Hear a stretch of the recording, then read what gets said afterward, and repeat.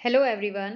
आज हम 8वीं कक्षा की उड़ान कार्य पुस्तिका के विषय राजनीति शास्त्र का पाठ 5-6 हमारी आपराधिक न्याय प्रणाली में आने वाले कार्यपत्रक को अच्छी तरह से हल करना सीखेंगे।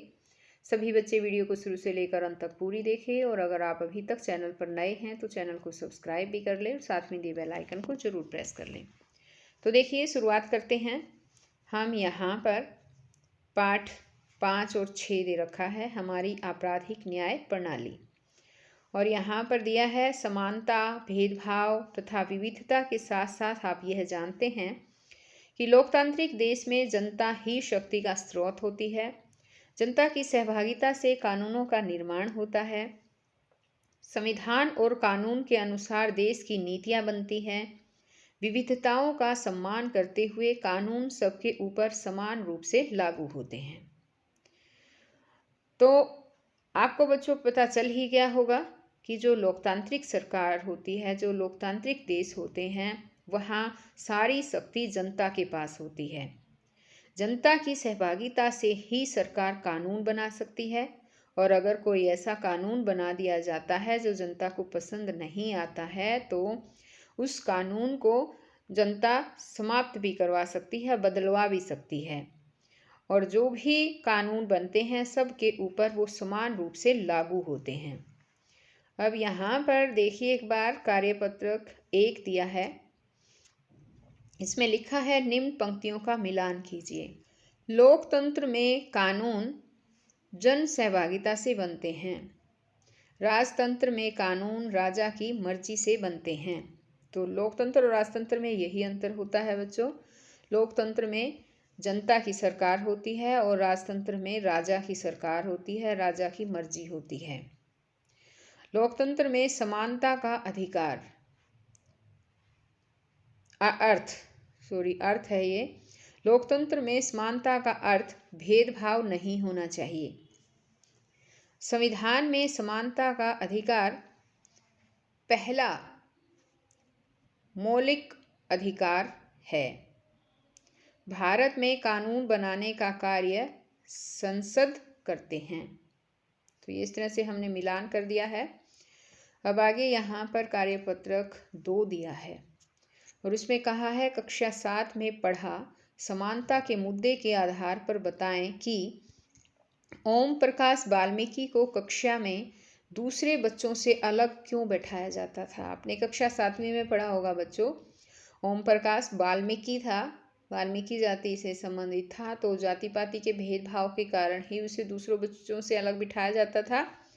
तो हम इसमें लिख सकते हैं, ओम प्रकाश वाल्मीकि को जाति पाति के भेदभाव के कारण दूसरे बच्चों से अलग बैठाया जाता था।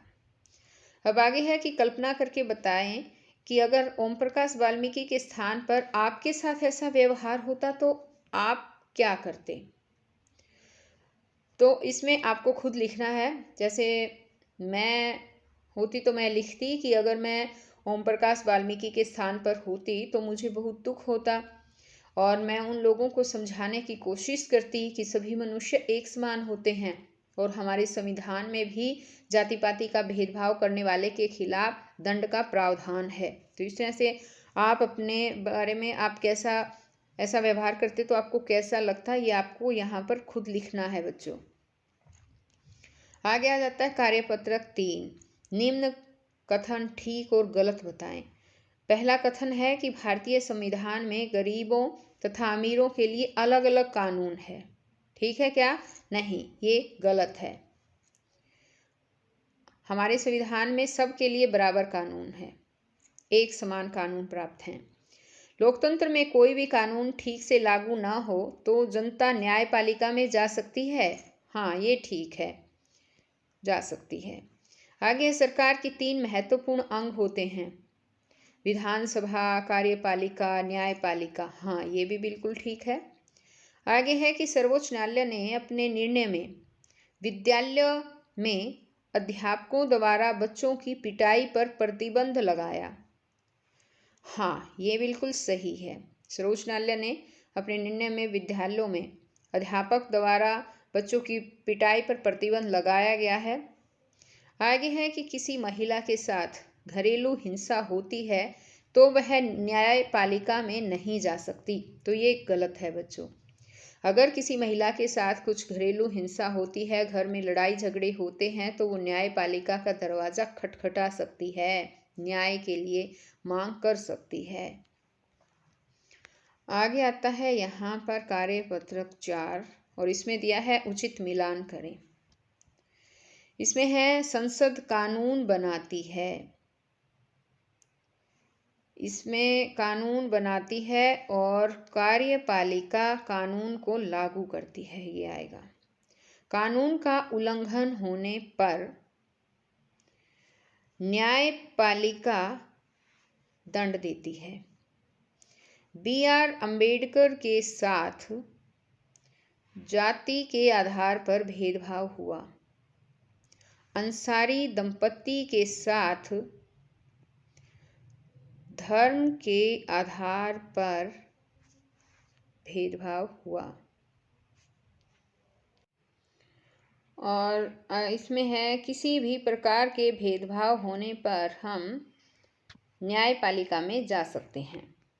ये हमने सभी मिलान कर दिए हैं।